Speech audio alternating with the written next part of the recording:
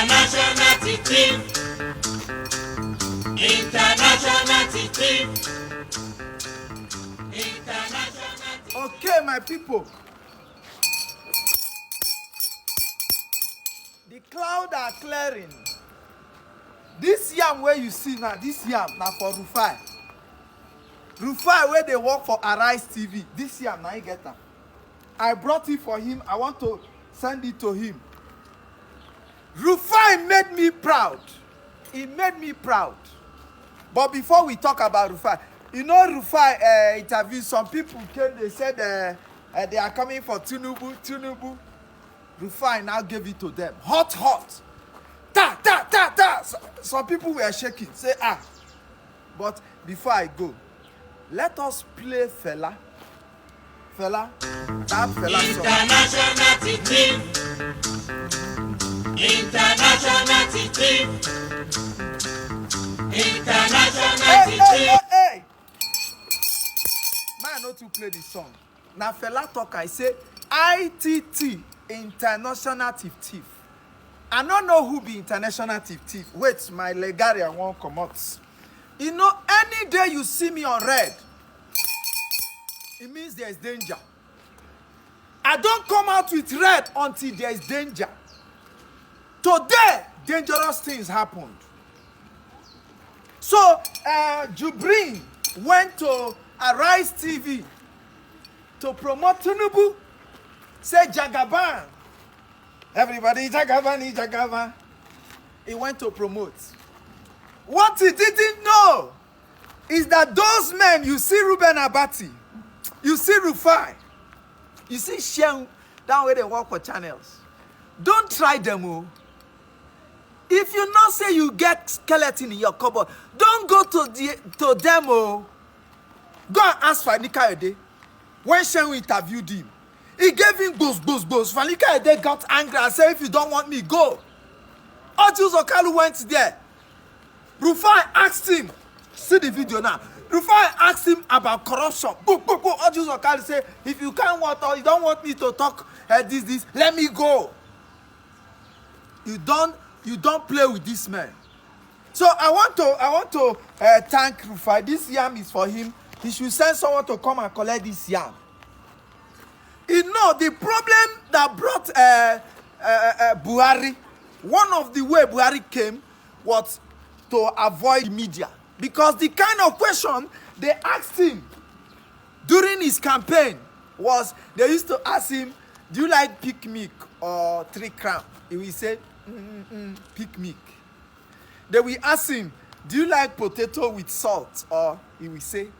So this year, Tinubu, well known because of his influence in Lagos and his influence in the media, he sent one Jubrin to go there and talk about his campaign.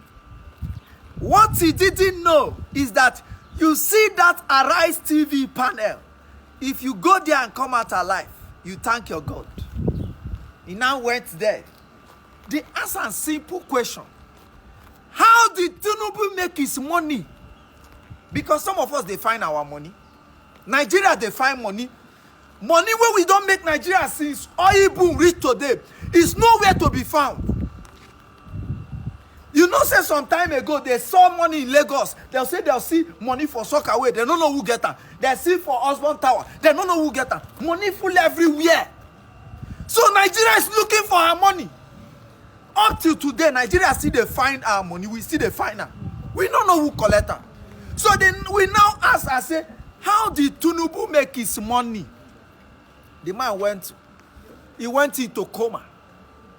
He said, bra, is rubbish, is this. The man asked him again, direct to eye, eyeball to eyeball. He said, how did Tinubu, how old? The moment he asked again, they threw this man off balance. Because I'm not saying God don't copy some question. He won't come talk. The kind of cloth Tinubu we wear for campaign is blue. That's the kind of question he was expecting. He was expecting, last month, Tinubu gave somebody 2 cups of rice. Last month, Tinubu helped Ambode to become governor. That's what he was expecting. He didn't know that Nigerian situation Don't touch Ruben Abati. Don't touch Rufai. They are angry about the situation in Nigeria. So when they came to that interview, they didn't come to play. They came with purpose. They came with purpose. They knew Nigeria needed something different. They knew everything had to change. They knew we can't continue in this condition. They knew. So they were not ready to play hide and seek. They were not ready to ask useless questions. They were not ready for another Buhari. They were not. They came for serious business. So they began to ask serious questions. They began to ask serious questions. The man came there thinking they will talk about rubbish questions. But they said, no, we must ask the right question. They began to give it to him face to face. And the man fell off balance. Because he couldn't explain the source of Tinubu's wealth.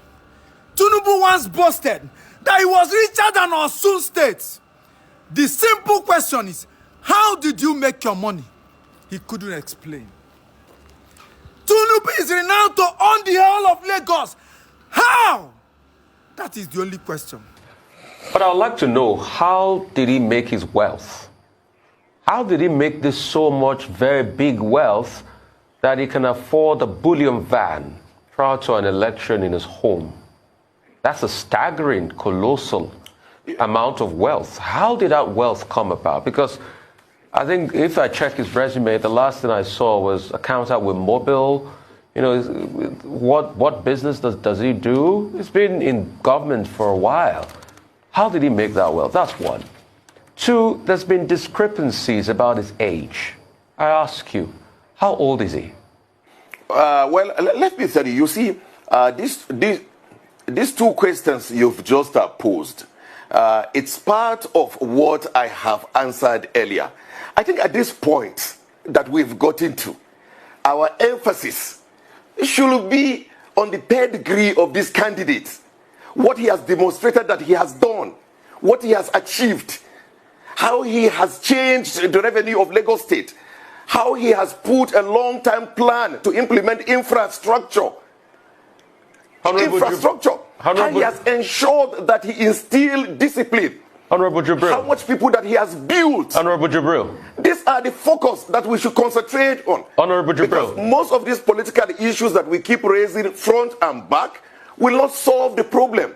So the emphasis now, the focus now, should be on the capacity and the competence of this candidate. Honorable Jibril, how did Bola Ahmed Tinubu make his money? That's all I want to know.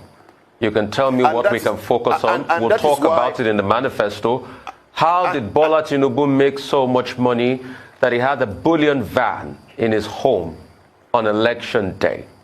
And how old is he? Those are the questions the people are asking out there. How old is he? How did he make the billions? I'm also putting it. I'm also now, you've asked your question clearly, and I will give you a simple and clear answer. And when you continue to repeat the question, you will get the same answer. These are all trash from the internet that people keep putting together, and we will not elevate such conversations. But when the campaign commences, we will bring out facts and figures and put before Nigerians. But we will not create a narrative for them. So for now, the emphasis is on the competence of the candidate, what he has achieved, the network he has built, the people he has invested in, and his plan for a better Nigeria. All right. Can I ask you this? How was this trash? Bullion van was found in his home. The pictures were viral, and there's been no denial. So how are you saying that is trash? And how is it trash that we want to know how the person that will lead Nigeria made so much wealth?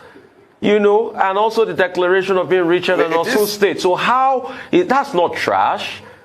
How did he make his money? That's all I want to know. And tell me how old he is, so I can take you by something. Because there's been discrepancies too by the people of his age and his wealth. It's just a question I'm asking.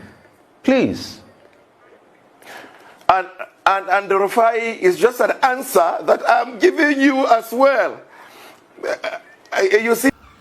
Let me help Tinubu here, because some of you have been saying, is it too harsh? No. Let me help you. The kind of question we have they ask Tinubu is not out of this world. They have asked it someone before. Let me play you a video. Some time ago, a paper came out. They called it Pandora's paper. That paper talked about Nigerians that had money offshore. People who had money stocked. Secret deals. And one of the people they mentioned was Peter Obi. And they asked him a question. How did you make your money? See how Peter answered. Watch this video. How did you make the As money? I'm saying now, the business I'm doing is that I was a brand and market management company that I run. I had a Heinz franchise. You can go and look. I was the sole owner of Heinz salad cream, baked beans. Just to give you an example of one company. South African Breweries, who's the international breweries, I was their sole engineer. I can go on and on. I was working, bringing the Ovaltine for Novartis with another company. When I can go on and everything. In fact, to tell you what the company is, the company I was involved before, when I left and my brother took it over and paid me off, sort of became Next Cash and Carry that you see in Abuja and Port Harcourt now. So it's the same company. I was a trader. Everybody knows I was a very big trader.